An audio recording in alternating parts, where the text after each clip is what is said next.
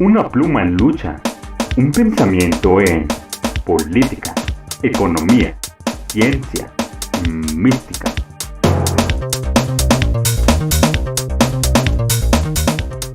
Un pensamiento en radio, revista, Jefao.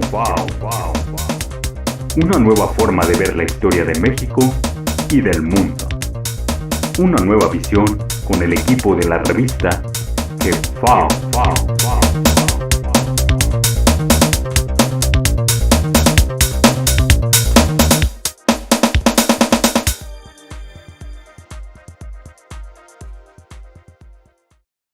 Superpoblaciones en el mundo náhuatl.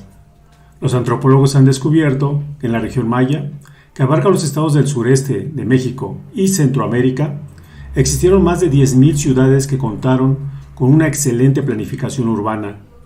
En las últimas investigaciones realizadas en Belice, se descubrió una antigua ciudad maya, conocida con el nombre de El Caracol. Al parecer, siendo una de las ciudades más importantes de aquellos tiempos, pues contaba con más de 2 millones de habitantes. El investigador Clark L. Erickson, en su obra Los caminos prehispánicos de la Amazonia de Bolivia, explica que los llanos de Moxos están surcados por decenas de miles de kilómetros lineales de terraplenes o calzadas. Los caminos o carreteras eran un complejo mucho más amplio que movimientos de tierra, pues incluía camellones de cultivos, canales y pozos de agua, montículos artificiales donde había lugares para habitar. En la parte norte del continente de Anáhuac existe un enorme centro habitacional de 800 viviendas que podía albergar a más de 3.000 personas. Fue realizada por los Anasazi, ubicados en la región de Arizona y Nuevo México. Se le consideró la más grande de América hasta el año de 1882, cuando en la ciudad de Nueva York se inició la construcción del edificio del Empire State, que fue terminado en 1932. En la obra México a través de los siglos, de Alfredo Chavero, explica que las sociedades olmecas, chicalancas y mayas no solo poblaron México, sino también construyeron grandes poblaciones en las riberas del río Mississippi, Michigan y otras regiones de la actual Unión Americana.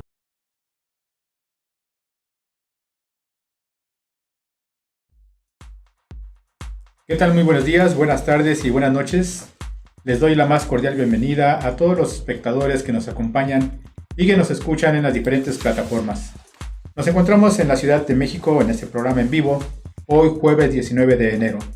Soy Carlos Morales, el locutor del programa, y el día de hoy nos acompañan Claudia Soto y Genaro Saucedo. ¿Qué tal? ¿Cómo están, compañeros? Bien, gracias, Carlos. ¿Cómo estás tú? Bien, muy bien. Muy bien. Buenas noches a Carlos y buenas noches a Claudia. Pues aquí nuevamente platicando sobre este tema, ¿no?, que se va a tocar sobre nuestro mundo náhuatl, ¿no? Perfecto. No, pues sean bienvenidos y agradecemos su participación, que nos hayan aceptado esta invitación. Sean bienvenidos a nuestro 24º programa de Radio Revista Jefao. Recuerden que nos pueden encontrar en Facebook como Jefao, en Twitter e Instagram como Revista Jefao, en plataformas como Spotify, iPods y Apple Podcast, también como Revista Jefao. Para acceder a nuestra tienda en línea pueden entrar a la página www.revistajefao.com. Los invitamos a suscribirse a nuestro canal para poder seguir escuchando nuestro programa semana tras semana y el demás contenido que subimos en YouTube. Para hacerlo únicamente es necesario picar el botón que dice suscribir y listo. También los invitamos a participar con nosotros en este programa en los comentarios de la parte de abajo o a los números de teléfono 55 12 94 42 y 55 45 39 27 04. Pues bien, vamos a iniciar este programa, no sin antes hablar un poco acerca del programa anterior, que precisamente aquí nuestro compañero, el ingeniero Genaro Saucedo, pues participó en este interesante tema sobre los canales aztecas en Centroamérica. Nos habló ampliamente sobre esa tradición naviera que existía en Anáhuac o la antigua América, ¿sí?, antes de la llegada de los europeos. Habló ampliamente precisamente sobre esa importante digamos, contribución, ¿no?, del mundo de Anáhuac en ese sentido del aspecto naviero.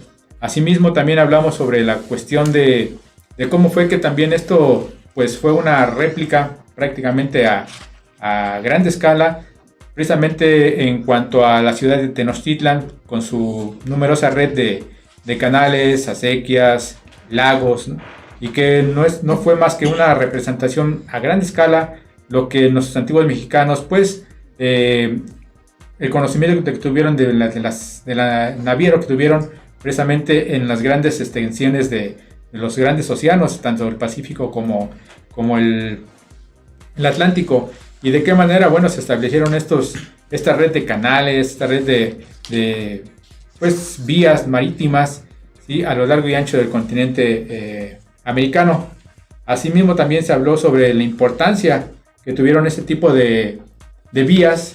Asimismo, bueno, principalmente en lo que fue en lo que es todavía la zona maya, ¿sí?, este estudio que se ha hecho a través de diferentes, pues, tecnologías, ¿no?, como lo es la técnica de LIDAR, que no es más que, por siglas en inglés, ¿sí?, un trabajo por medio de láser, una investigación de cómo se descubrieron estos canales, pues en todo lo que es el área maya, a través de esta tecnología realizada precisamente por la NASA. Pues este interesante tema nos dejó ver que esta red de canales pues datan de hace más de 11.500 años atrás, es decir, se dejó asentado de que no fue más que la sociedad Atlante Tolteca, ¿sí?, la civilización que existió hace más de 11.500 años, precisamente quienes también aplicaron esa técnica, y que posteriormente con la época azteca, maya, ¿sí?, no fue más que una réplica de ese gran conocimiento. Pues bien, vamos a pasar a un comercial. Va a pasar de bloque. Okay. Aquí nos dice nuestro gran amigo Jan que vamos a pasar al siguiente bloque. Y aquí vamos a pasar precisamente, bueno, al tema que nos confiere el día de hoy, que es precisamente a ver, vamos a ver.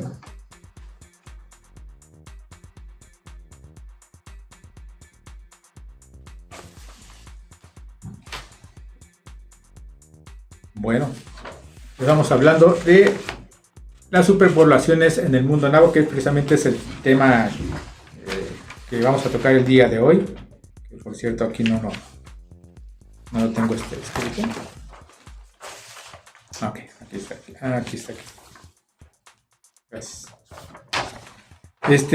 Vamos a hablar aquí con nuestros compañeros invitados. Sí, hablar de esto precisamente, este interesante tema sobre los grandes superpoblaciones que existieron y que ya escuchamos en la introducción a lo largo y ancho del continente americano. En primero, pues quisiera yo saber y hacer la primera pregunta para nuestra invitada de hoy, Claudia Soto. Ahí tenemos.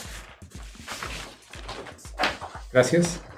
Sí, ¿qué población se estima que existió en la zona maya antes de 1500, Claudia? Bueno, Carlos, fíjate que aquí es muy interesante porque en realidad hay varios investigadores que tienen datos muy diferentes. Algunos calculan datos con unas poblaciones muy pequeñas, y otros que ya utilizando esta misma tecnología que mencionabas, la del rayo láser, la tecnología LIDAR, ellos han calculado ya poblaciones más grandes porque se han dado cuenta que los asentamientos que actualmente pues son ruinas, o que hay ya cosas levantadas o edificaciones erigidas sobre de esos terrenos, pues nos dan la pauta para saber que fueron poblaciones más grandes. Aquí, por ejemplo, podemos hablar de que en la zona maya había una megalópolis. En realidad, a través de esta tecnología, la tecnología LIDAR, como mencionaste, es así como que un tipo de rayo láser que va sacando en forma de triángulo una foto del terreno. Y entonces va descartando la parte de la copa de los árboles y entonces podemos apreciar lo que es el terreno. Y entonces a través de estas imágenes pues se puede ver que en la zona maya hay huellas de una civilización que era mucho más compleja y que estaba totalmente interconectada y pues muchos de los especialistas habían supuesto que esto no era así. Aquí con respecto a esto vamos a ver, hay un investigador del Ithaca College, su nombre es Thomas Garrison, él es un arqueólogo y él después de hacer estudios en Calakmul, por ejemplo, y hacer estudios en la zona maya que está del lado de Guatemala, él dice que era un asentamiento que tenía una población que se había subestimado enormemente. Por ejemplo, hay resultados que sugieren, por ejemplo, que América Central tuvo una civilización avanzada y que era comparable, por ejemplo, a las zonas de Grecia y de Roma, que se les considera sofisticadas para el mundo medieval.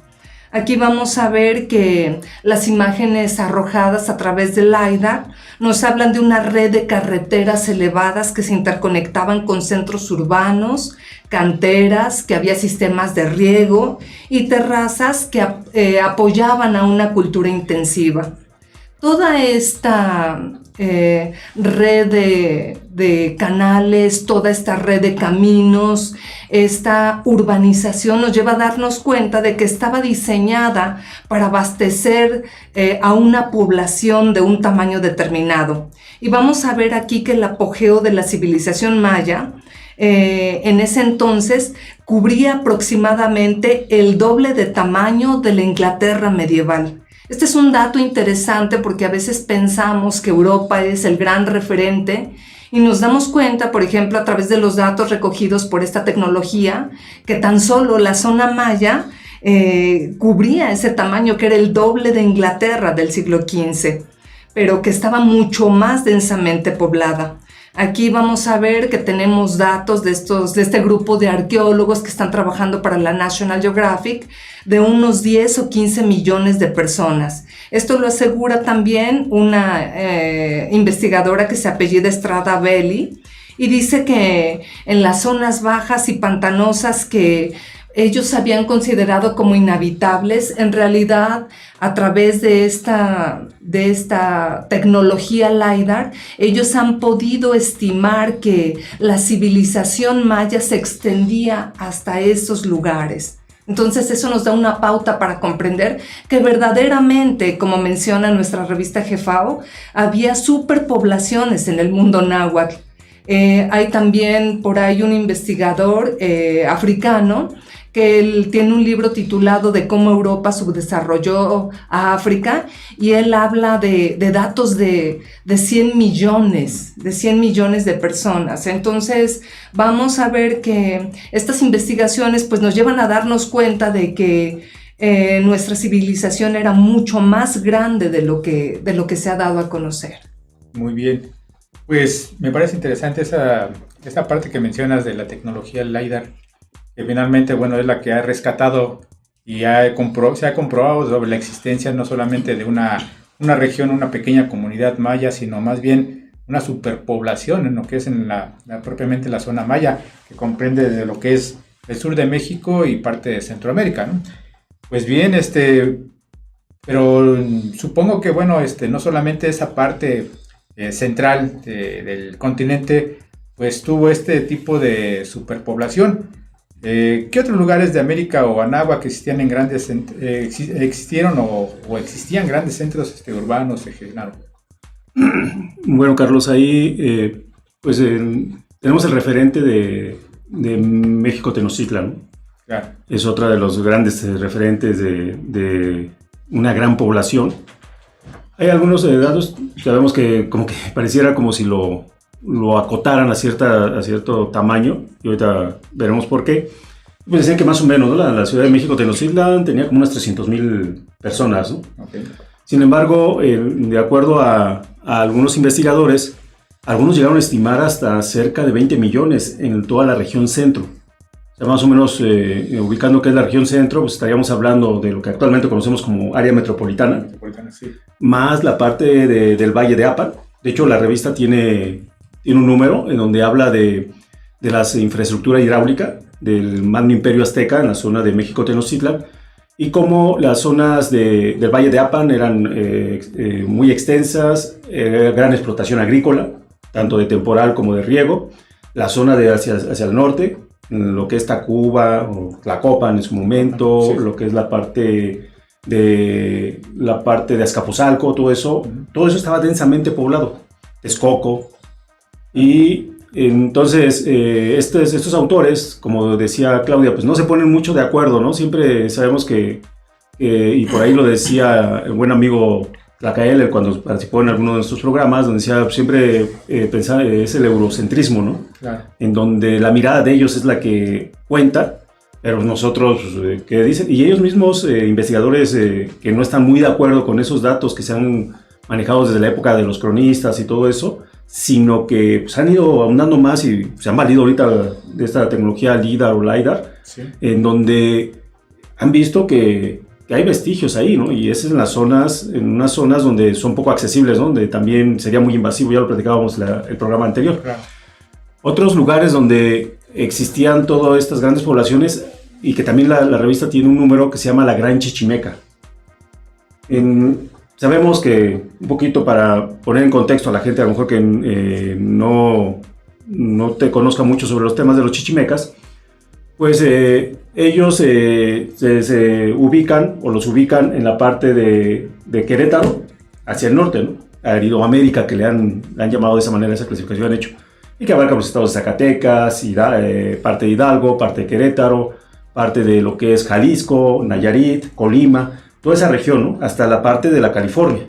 Okay. Entonces, ahí muchas veces, ¿qué nos han dicho de los chichimecas? Que los chichimecas eran gente que eran nómadas o seminómadas, y pues nos pintan más allá de Querétaro, por decirlo así, nos pintan zonas semiáridas o áridas, y gente ahí nómada, ¿no? Semidesnuda, como ya sabemos. Sí, sí. Sin embargo, no era así, ¿no? Los mismos cronistas mencionan que cuando empieza la expansión hacia la parte del norte, o sea, la invasión hacia la parte del norte y fundan la Nueva Galicia, que es actualmente Guadalajara, o la zona de ahí, sí, sí. Hablan de que pasaban por las poblaciones y estaban totalmente... Había pueblos, o sea, había poblaciones o pueblos perfectamente urbanizados. Y era las ciudades como actualmente las conocemos, Colima, Nayarit, o estados en este caso.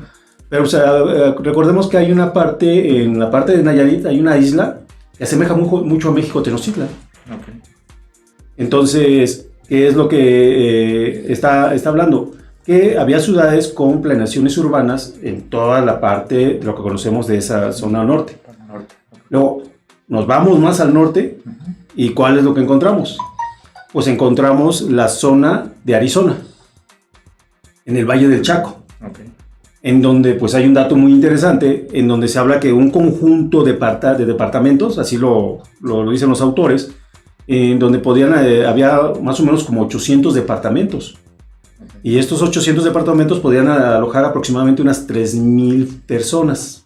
Eso es nada más en esa parte. Sí, o sea, sí. Arizona es gigantesco, claro. Es bastante grande. Y esto que nos da a entender que pues esas zonas del Valle de Chaco pues, estaba poblado, y no eran poblaciones de 10,000, 15,000 personas, eran poblaciones que rebasaban los 100,000. Ahora, ¿qué es lo que a veces empiezan a decir? Es que no había mucha... no hay congruencia, ¿no? Y sabemos que los datos, como en todo aspectos del pasado, pues se presta a interpretaciones, a veces se hace con dolo y mala fe. Pero algunos autores, puede ser irrisorio, que al menos la población antes de 1500, porque los datos, por ejemplo, que menciona Claudia, pues son, y como tú lo decías en la introducción, o más bien el recordar el tema del programa del año, de la semana pasada, de que pues, data de 11,500 años antes. Sí. Entonces, pues en el tiempo son muchas épocas, ¿no? Ah. En este caso, antes de 1500, se estimaba una población, algunos no se ponen de acuerdo, ya sabemos, de que había como 32 millones, otros 60 millones, otros, por ejemplo, el autor del libro Cómo Europa subdesarrolló África, Walter Rodney. Él pues habla que 100 millones y que trajeron pues, una proporción de población negra o africanos hacia América, supuestamente en ese supuesto tráfico de esclavos. Sí. Y hay otros que hablan de 120 millones. Pero aquí lo interesante, y tomando un dato en particular que lo dice un autor que se pone a investigar en torno a lo que es las poblaciones antes de 1500, y él habla que la población era más o menos de 60 millones y que representaba más o menos el 10% de la población mundial. O sea, estamos hablando de 700 millones aproximadamente de la población mundial y que aquí había como 60 millones. Y el punto que él se va, que será un tema para posteriormente platicar sobre él, que está bastante interesante en este dato que voy a comentar, es de que pues, la población, según también la estadística, se redujo a 6 millones. O sea, la guerra ya de exterminio se redujo a 6 millones en el continente. Y que esto causó un desequilibrio ambiental. Entre el siglo XVII y el siglo XVIII causó un desequilibrio, una pequeña época, le llaman invernal o glacial, una pequeña época glacial, donde la parte de la producción agrícola en el mundo fue afectada por esa matanza. Y entonces él se pregunta, ahora pongámonos en contexto, o más bien pongámonos en contexto a la actualidad. Es como si matáramos cerca de 700 millones de personas. Eso es lo que pasó hace 1500. Entonces, bueno, este dato profundizaremos en su momento más a ese respecto, pero estamos hablando que eran poblaciones muy importantes. De hecho, sabemos que la parte en la misma introducción se habla de poblaciones de 2 millones, ¿no? 2 millones, ciudades 2 millones. Y pues ahora, hablando de Cahokia, está más al norte, en la zona del Mississippi, en la cuenca toda de la parte del Mississippi. Y por ahí, pues el buen amigo Jan, si nos muestra, va a ver, hay una imagen en donde se puede apreciar muchas poblaciones que le llaman, sabemos que en Estados Unidos le llaman los constructores de montículos, ¿no? O mounds builders, ¿no? Y que pues dicen, no, pues es que algunos no eran naturales y que esas por decirlo.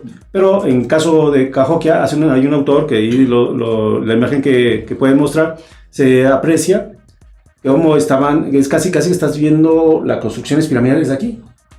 O sea, un concepto constructivo igual que aquí.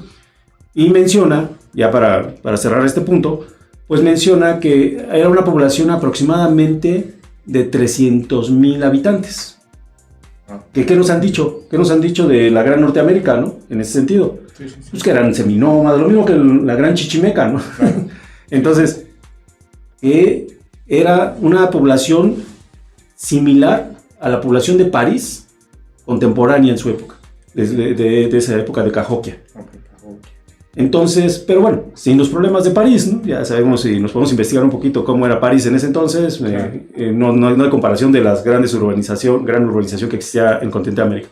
Y pues nada más recalcar que lo que es la cuenca del Mississippi, que varios ríos ahí, el río San Luis y todo eso, confluyen y forman esa gran cuenca, sigue siendo poderosísima en Estados Unidos. O sea, Estados Unidos se ha asentado toda su industria en toda esa cuenca. Es lo más poderoso, o sea, ese parte central de la Unión Americana es lo más poderoso que existe en el mundo. Las zonas más agrícolas más poderosas. Entonces, pues creo que, como lo hemos platicado en muchas de las ocasiones, pues es más o menos como el usufructo de una sociedad que ahí estuvo establecida. Claro. Bueno, acabas de dar un dato muy importante, ¿no? Que finalmente, bueno, la población que existía no solamente en el centro, sino en el norte de México, ¿no? Y obviamente pues, Estados Unidos, lo que ahora es Estados Unidos, Alaska, esas poblaciones, pues no son más que fue un reducto, ¿no? Finalmente quedó reducido a una mínima población, pero no porque no haya existido, ¿no? Una gran población, sino más bien pues resultado de una invasión y de un exterminio prácticamente, ¿no? Por ahí en su momento, digo, parafrasear a Hugo Chávez, ¿no? que en su momento decían, pues, ¿cómo vamos a celebrar un día conmemorativo, ¿no? Cuando se asesinaron más de 100 millones de americanos, ¿no? Entonces, obviamente, pues fue tachado de muy izquierdista, ¿no?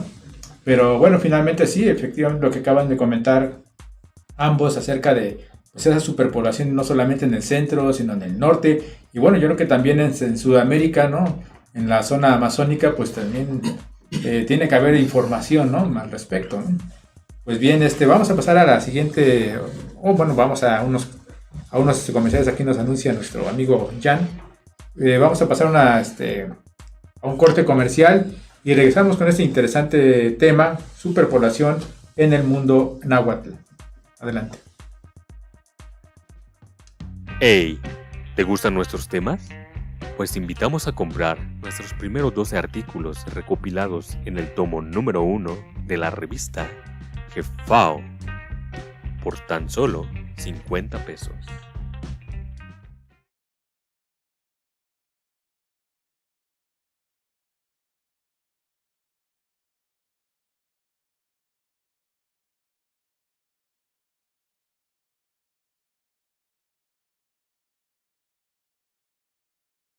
¿Hay preguntas? Pues bien, estamos de regreso nuevamente aquí con ese interesante tema, superpoblación en el mundo náhuatl. Ya lo acaban de mencionar nuestros compañeros acerca de esta tecnología que se manejó en aquella época, más bien que se ha manejado en esta época acerca de lo que es el LIDAR a cargo de la NASA, y que gracias a ello, bueno, se han descubierto pues caminos, se han descubierto canales importantes que existieron en su momento hace más de 11.500 años, y sobre todo, bueno, esto nos da una prueba fiel de pues esa superpoblación que debió existir necesariamente para poder haber trazado todo ese tipo de rutas, ¿no? A mí me gustaría preguntar, por ahí se habla mucho acerca de los interesantes caminos de los mayas, conocidos como sacbés. ¿Qué son los sacbés, Claudia? ¿Puedes explicar al respecto? Bueno, fíjate, Carlos, que la palabra sacbé es singular o sacbeo es plural. Uh-huh. Sac es blanco y es así como un camino blanco. Okay. Hay algunas acepciones de otros investigadores que mencionan que es así como camino construido expresamente, ¿no? Okay. No un camino que así como que se va formando por el paso de, ¿no? Okay. Bueno, pues fíjate que con respecto a esta red de caminos, precisamente aquí la tecnología LiDAR a través de ella se ha podido realizar mapeo de diferentes zonas y se ha visto que estos caminos se les llama camino blanco porque tenían un recubrimiento especial de un mortero que se realizaba con cal. Dice que había unas paredes en donde se llenaban así como de piedras pequeñas y después con ese mortero se hacía un recubrimiento blanco.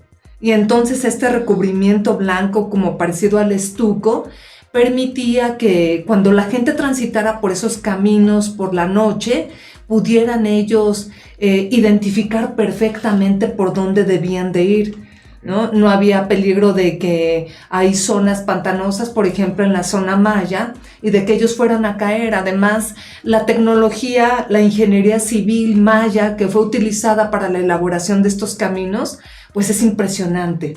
En algunos lugares se ha rellenado esos sacbés con material en la parte baja para que en la zona pantanosa siempre pasen por la parte superior y entonces que la gente pues no tuviera problema al transitar. Aquí esta parte de los caminos pues es impresionante porque hay sacbés, por ejemplo, que tienen 4 metros de ancho y otro que tienen 20 metros de ancho. O sea, son una auténtica carretera, ¿no? En realidad nosotros desconocemos cuál es el tipo de vehículos o el tipo de medios de transporte que transitaban por este lugar. Hay sacbés, por ejemplo, que tienen 300 kilómetros de largo y pues yo me niego a creer que sean para que la gente caminara 300 kilómetros, claro, ¿no? Sino que había algún tipo de medios de transporte o vehículos que se utilizaban para trasladar todo lo que requiere una gran urbe, ¿no? Hay complejos, por ejemplo, que se han identificado hasta con 60 estructuras individuales estructurados alrededor de templos, alrededor de santuarios y de mercados, por ejemplo, en la zona de Calakmul. Hay SACBs muy importantes, hay otros que miden 100 kilómetros, ese que te menciono que tiene hasta 300 kilómetros. Y, por ejemplo, el SACB quizás más conocido es el que corría de Chichén Itzá a la pirámide del castillo, más o menos por esa zona, que es la parte de la pirámide donde vamos a apreciar el equinoccio de primavera. Okay. Aquí vamos a ver que dentro de estas funciones de estos caminos era pues que facilitaban el comercio y las comunicaciones entre ciudades.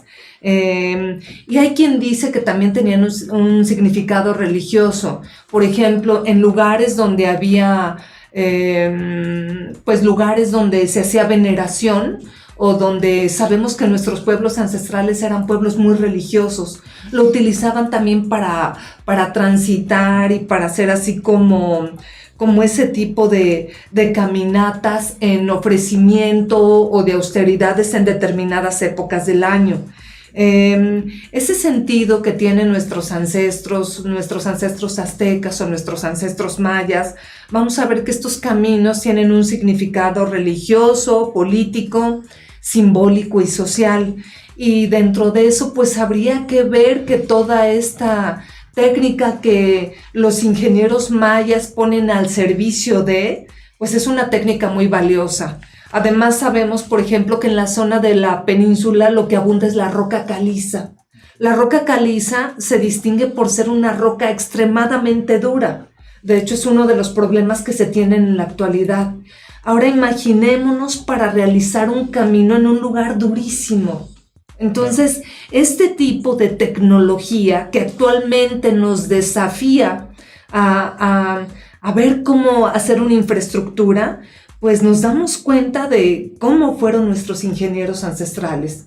Y también vemos que estos caminos se dice que cayeron en desuso y que fueron utilizados en la actualidad por la red carretera, por la red de ferrocarril. Es decir, que los cimientos que ya habían hecho nuestros ancestros son utilizados en la actualidad para comunicar diferentes localidades y para mover ese gran negocio, esos grandes negocios que se mueven en la península de Yucatán.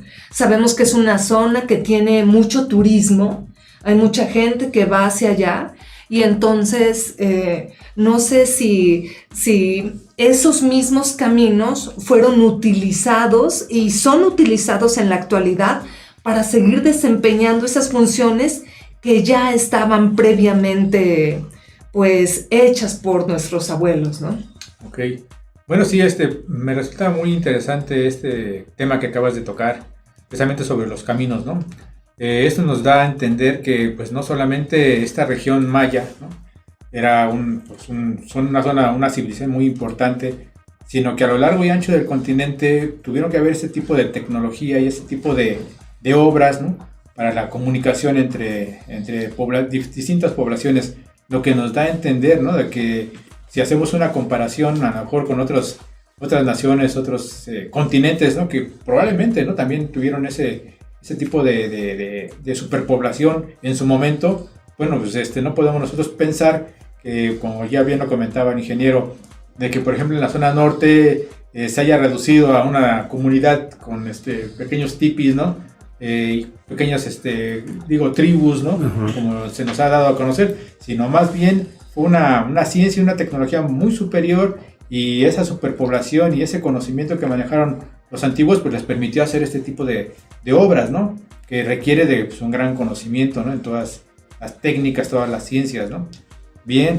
Pues ahí, si me permites, sí, Carlos, yo creo que, como mencionaba, o sea, toda una infraestructura de caminos es reflejo de que pues tenían un uso específico, ¿no? Claro. Uno de ellos ya lo mencionaba Claudia, de la parte de la comunicación, aspectos de tránsito hacia zonas de adoración, etc. Pero no se reducía a eso. Si recordamos, hay por ahí también, los invitamos a que conozcan más de nuestros números. En uno de nuestros números hablamos sobre el comercio en anáhuac, ¿no? Okay. Y en ese número se habla sobre el comercio que había de lo que era el quetzal, de las plumas de quetzal, hacia el sudeste norteamericano.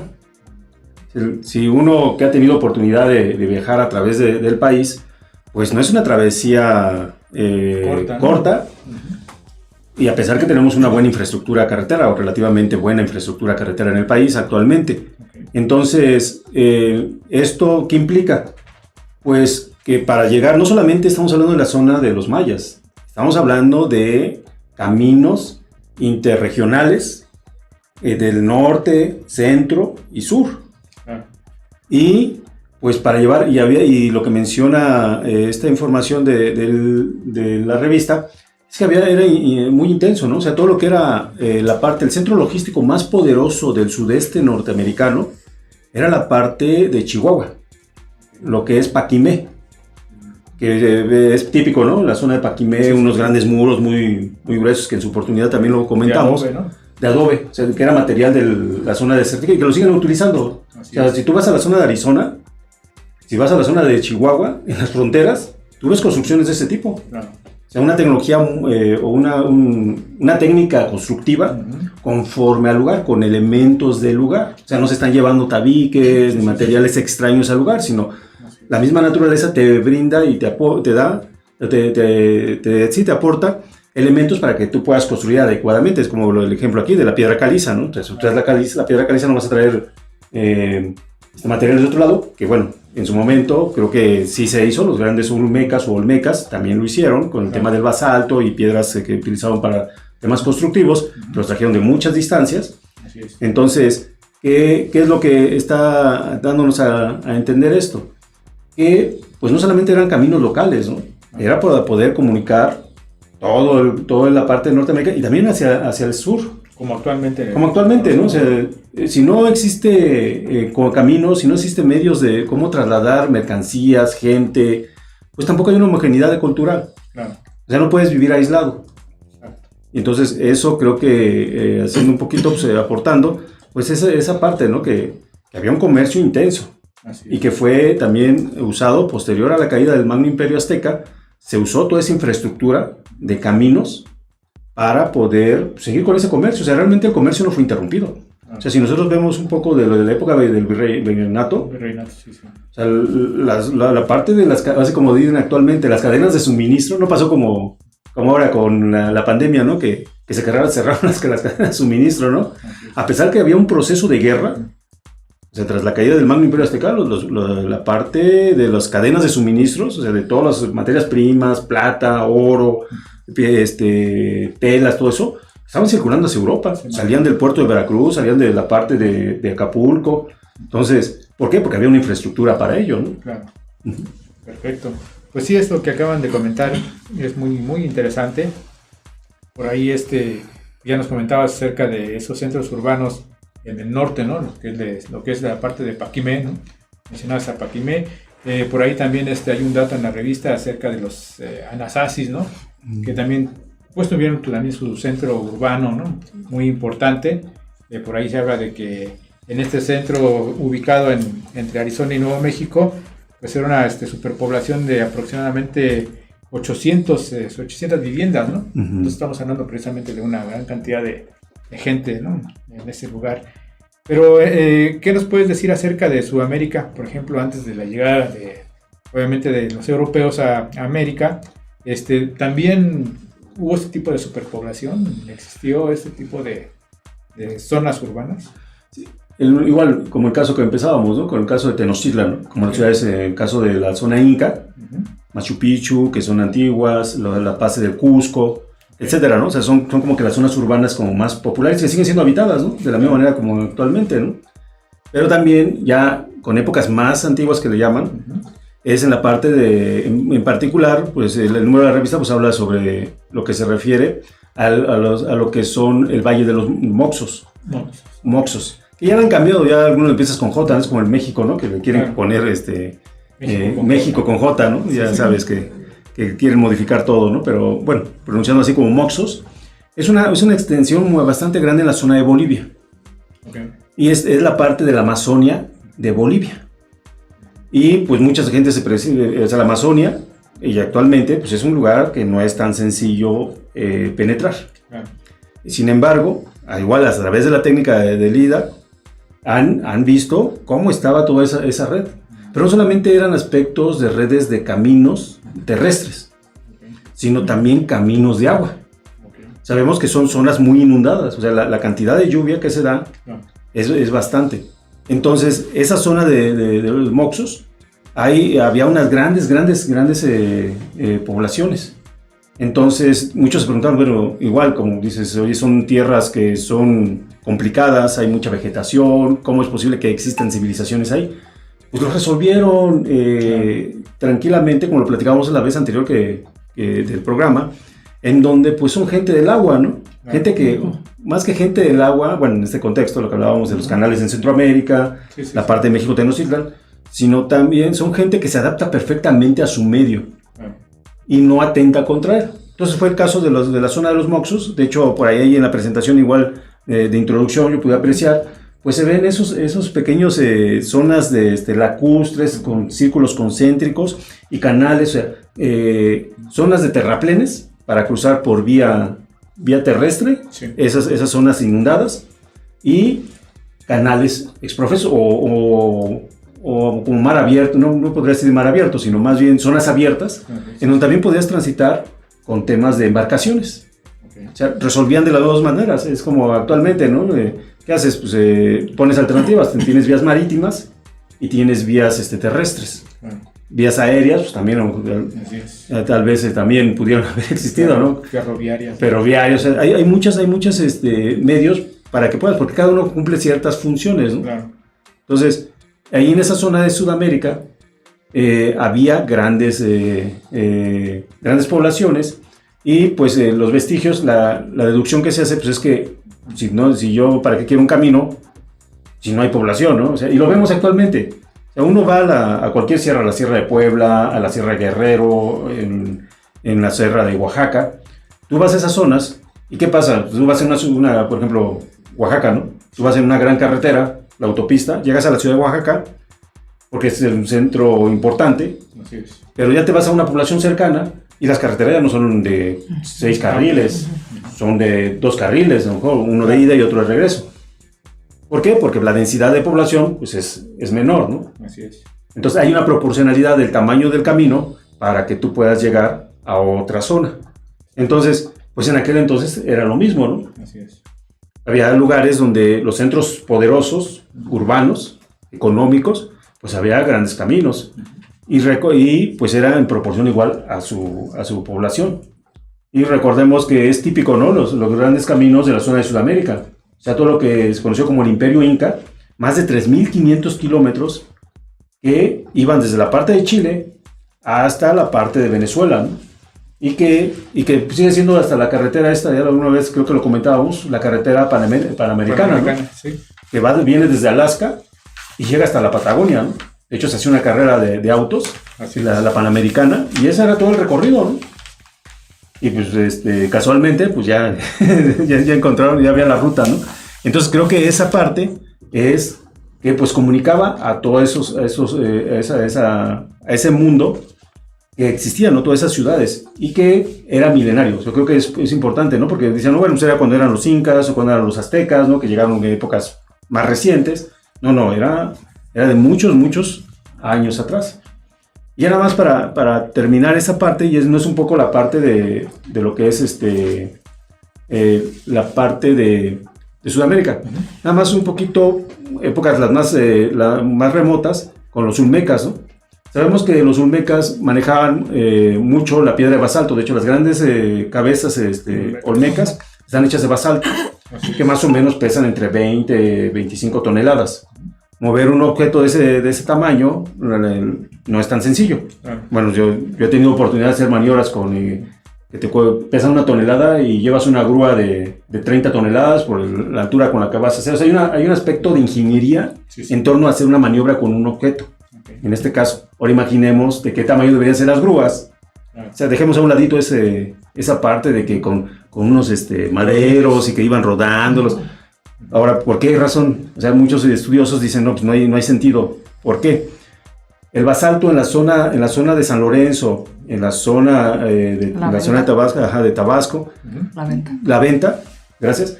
En esa zona, pues son partes bajas y no hay basalto. Los trajeron de la zona de los Tuxtlas. Si tú tienes oportunidad de ver la zona de los Tuxtlas, es una zona muy accidentada. Y está hablando más o menos de 70 kilómetros. Mover una masa de ese tamaño a 70 kilómetros, sin supuestamente tecnologías de medios de transporte efectivos, de grúas, de extracciones de las minas de piedra. Y caminos. Y caminos, ¿cómo lo harías? Entonces, pues ese sí es muy irrisorio pensarlo de esa manera. No, o sea, había una tecnología adecuada para ello. Y no solamente esas fueron las cabezas, ya para terminar, sino movieron cientos de miles de toneladas de esa zona hacia la zona de los Olmecas, o sea, de los Tuxtlas a la zona de los Olmecas, a la zona de Tabasco, que hoy actualmente conocemos como Tabasco. Así es. ¿Cómo lo hicieron? Claro. Hay hipótesis, vías marítimas, lo que no te dejan ver es, dice, bueno, pues cómo movieron esas piedras para poder llegar y ponerlas en esas zonas, ¿no? Entonces, creo que en forma indirecta podemos deducir que pues había toda una infraestructura, había grandes poblaciones desde miles de años atrás. O sea, no es que nada más de repente está una población, desapareció, ya no supimos. No, eran poblaciones que seguían y seguían, ¿no? Claro, como todo, ¿no? Algunas zonas caen en desuso. Y va cambiando todo. Va cambiando, pero creo que muchas de las poblaciones actuales son de antaño, ¿no? En América. Perfecto, bueno, muy interesante lo que acabas de comentar. Pero le recordamos también a nuestro público Radio Escucha que nos pueden encontrar en Facebook como GFAO y en Twitter e Instagram como Revista GFAO, en plataformas como Spotify, iPods, Apple Podcast, también como Revista GFAO, y pueden acceder a nuestra tienda en línea para poder consultar y pueden también comprar nuestros productos en www.revistagfao.com. Las personas que nos están escuchando en este momento pues también si quieren aportar algo, algún comentario, alguna pregunta, alguna duda, pues no duden en la parte de abajo precisamente de nuestro programa en YouTube. Pueden dejar sus comentarios o a los teléfonos 55 55 12 94 42 y 55 45 39 27 04. Aquí con gusto vamos a dar a conocer sus comentarios.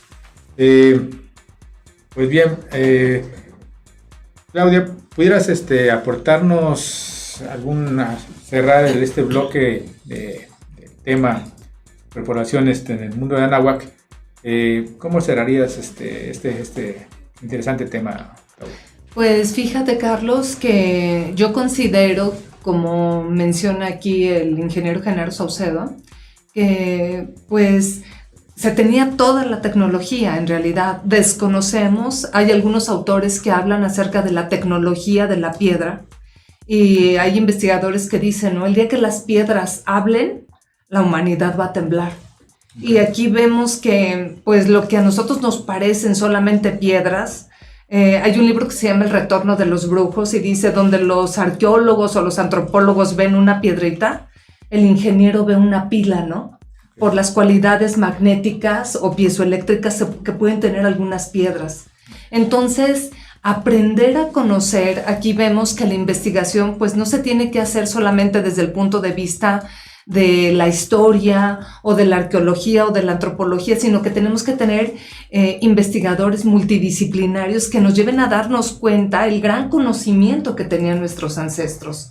Claro. Vamos a ver, por ejemplo, que había aquí también una gran red de correos, que eran los painanis, y los painanis eran militares entrenados en el Telpochcali, que pues ellos se encargaban de llevar mensajes, ¿no? Y había postas, ¿no? Que eran así como unos lugares donde ellos podían llegar cada determinados kilómetros, ahí a descansar mientras le pasaban el relevo al siguiente correo. Entonces vamos a ir viendo que todos estos servicios que se prestaban hacen alusión a las grandes poblaciones que hay aquí en el continente americano. Vamos a ver que México, Tenochtitlán, fue un bastión fundamental, Otra parte también es la zona inca y también tenemos el sistema de correo de los chasquis, que los chasquis también, pues es una parte muy importante, ¿no? Era así como una parte muy, en donde el intercambio de mensajes, pues puede ser un factor fundamental, ¿no? No lo apreciamos así en la actualidad porque, pues las comunicaciones eléctricas o electrónicas, pues nos han llevado como a subestimar este aspecto tan importante. Sin embargo, pues nos damos cuenta que una población que tiene todos los servicios, que tiene una dieta determinada, que se han hecho estudios que las dietas ancestrales son superiores a las dietas actuales, pues vamos a ver que estas superpoblaciones son una realidad. Y que hay que como que abrir los ojos, hay que analizar la historia, hay que analizar lo que dicen los cronistas desde diferentes puntos de vista, desde el punto de vista pues de la política, de la economía, de la cultura, de la mística, y ver que es necesario abarcar de forma más amplia el legado que nos dieron nuestros abuelos, para comprender la grandeza de esas civilizaciones de las que nosotros somos herederos. Y pues sentir ese orgullo que nos hace falta para dar cuenta pues de su nivel de ciencia, de tecnología, de matemáticas, de conocimiento de la alimentación, del trabajo de la herbolaria como forma terapéutica para curar a la gente, las prácticas que se hacían como el ayuno, como ciertas abstinencias, la forma de comer una alimentación muy basada en vegetales, que actualmente pues la medicina de estilo de vida nos lleva a decir, pues valórale lo que estás comiendo y date cuenta, pues de ese legado que tenemos en la actualidad. Eso es lo que con lo que yo cerraría, Carlos. Gracias. Perfecto, muchas gracias, Claudia. Genaro, ¿cómo puedes concluir con este interesante tema? Pues la parte de toda esta información que se dio aquí durante esta amena charla, pues es el hecho de que había una homogeneidad cultural en el continente, ¿no? Uh-huh. Y creo que eso cualquier sociedad que se digne de ser culta, pues necesita crear infraestructura, ¿no? Uh-huh. Infraestructura desde los servicios en sus poblaciones y la incomunicación entre ellos, ¿no? Uh-huh. O sea, eso que recordemos un caso concreto. Y que de ahí hay un gran dicho, ¿no? Que es muy popular, que dice, todos los caminos llevan a Roma, ¿no? Sí. Si uno ve un mapa antiguo del Imperio Romano, hablando del Imperio Romano, uh-huh. Pues había toda una red de caminos, ¿no? Por eso fue grande Roma. Así es. Porque ellos pues, trazaron caminos desde la parte oriente, la parte poniente, la parte norte, sur de la Europa, en aquel entonces, y se pusieron a extender. Uh-huh. Y hicieron una homogenización de la sociedad. Tan es así que, pues, de acuerdo a lo que nos dice la historia, pues hablamos, son el llamado español, pues es una lengua romance, uh-huh. El francés es una lengua romance, etcétera, ¿no? El inglés tiene mucho de lenguas romances, o sea, de Roma, ¿no? O sea, de lo que el latín, mucha de la parte, porque se hizo eso. Entonces, no podemos pensar que nuestro continente de Anáhuac pues no tuvo esa homogeneidad cultural. Claro. Y pues en este caso, pues creo que esa es la conclusión interesante, ¿no? Uh-huh. Que esas poblaciones también tuvieron ese auge, fueron grandes porque pues, tenían los recursos suficientes. Había un gobierno que se preocupaba por ellos, uh-huh. Ya que creaban la infraestructura. ¿Para qué? Pues para llevar enseres, lo que es todo lo que se requiere para que una sociedad exista. Y esa parte pues, es invitar a que pues, se investigue más a ese respecto, ¿no? Que esas sociedades fueron grandes por esa capacidad de poder comunicarse y tener homogeneidad cultural. Y pues en nuestro caso, pues, también la otra parte, que lo veamos como lo ven muchas gentes. O sea, las universidades en el extranjero no ven las cosas ahí como que lo folclórico. Están buscando la ciencia. O sea, la ciencia del pasado. Están buscando esa ciencia del pasado para usarla actualmente y es muy válido. Porque eso es la herencia, ¿no? O sea, entonces creo que nosotros tener esa mirada como gente que tenemos esa herencia, pero no nada más como sentirnos el orgullo, sino ir incentivando a que pues, nuestros jóvenes, las nuevas generaciones, miren de otra manera esa herencia cultural con el afán de que puedan hacer una mejor sociedad. Creo que eso es lo que vale, porque a veces te pueden preguntar, bueno, ¿y para qué quieres que yo estudie el pasado? ¿De qué me sirve? Pues, si lo ves de un aspecto estrictamente folclórico, de un aspecto de que algo que ya pasó, pues es muy reduccionista tu punto de vista. Sin embargo, si tú lo ves, como aquí lo comentaba Claudia, desde la mirada de un científico, pues se encuentran muchas soluciones. Y el ejemplo ya para cerrar, pues el vivir en canales de agua con terraplenes, y que aquí lo mencionaba, que esa base que le llaman de terreno, que utilizaron para carreteras actuales, pues es una ingeniería que pues, los ingenieros actuales pues, vieron, dijo, pues esto sirve. Claro. Y lo tenemos aquí, ¿no? En la calzada de Tlalpan. La calzada de Tlalpan es la calzada de México-Tenochtitlan principal. Exacto. La base de, algunos dicen que el metro está sobre la calzada antigua de Tlalpan. Entonces, ¿y cuánto pesa el metro? Claro. O sea, esos convoys que están pasando constante con eso ya lo tenemos, ¿no? Más de 500 años y sigue dando uso, y luego los miles de años que pudo haber tenido ya de la época de Tenochtitlan. Entonces, creo que la conclusión es, había una homogeneidad cultural gracias a esas grandes redes, y había grandes redes porque había grandes centros de población. Bien, bueno, vamos a, muchas gracias, Genaro. Vamos a pasar aquí a la parte de los comentarios. Por aquí nos dice nuestro amigo Molina Torres, interesante tema.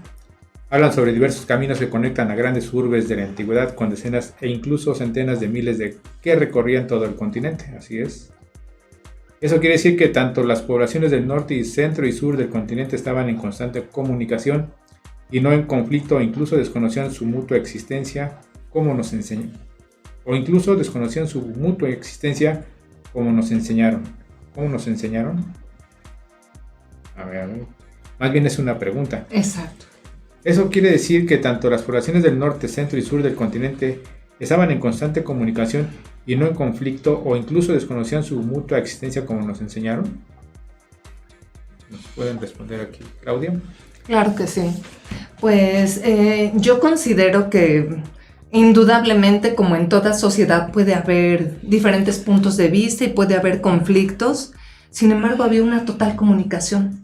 Lo vemos en las redes, como menciona aquí Genaro, en las redes esas de todo el transporte que había, de lo que se llevaba. Ahorita, haciendo alusión a eso, también vamos a ver el canal de la Viga, ¿no? O sea, había también como caminos pluviales, ¿no? Esos que traían desde Xochimilco hasta la Merced, la verdura, las flores, las frutas, y vamos a ver que se siguieron utilizando por mucho tiempo. Entonces, parte de la fuerza del Imperio Azteca estaba sustentada en estar construido sobre el agua, ¿no? Vamos a ver que parte, pues eso fue lo que ocurre en la invasión europea. Pues México Tenochtitlán pierde esa guerra. Y entonces ellos empiezan a entubar esos canales, esas redes de comunicación. Y empieza pues empieza a ocasionar serios problemas, ¿no?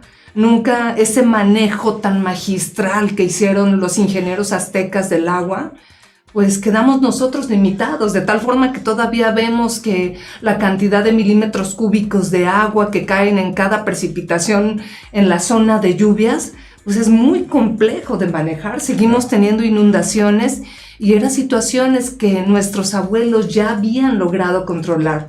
Esa obra magistral que hizo Nezahualcóyotl al hacer ese dique impresionante, pues nos demanda un gran conocimiento de la ingeniería civil, y entonces eso nos lleva a darnos cuenta pues de que esas peleas que nos dicen que había, yo también llego a un lugar y digo, bueno, es que este estaba peleado y este también, y yo llegué y me uní, y es así como decirnos que como que tuvo que venir un tercero a resolver las disputas que había entre nosotros, como si no fuéramos capaces.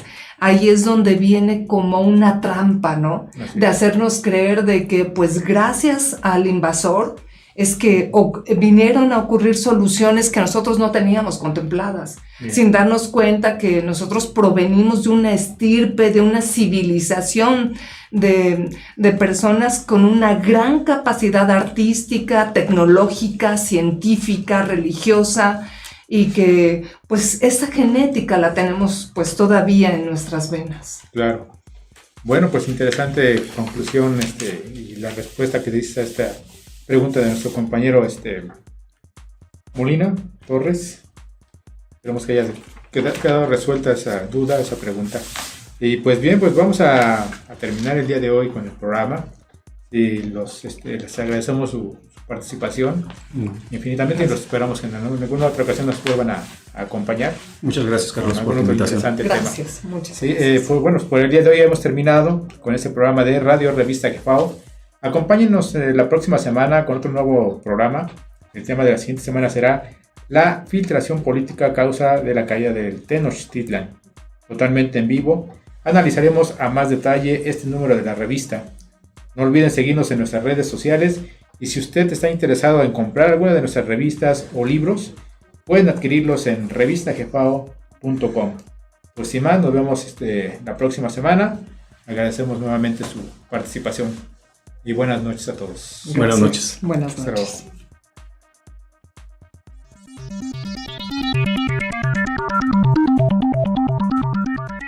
Gracias por escuchar Radio Revista GEFAO. Lo esperamos en la próxima semana. Y recuerde, un árbol sin raíces no da fruto.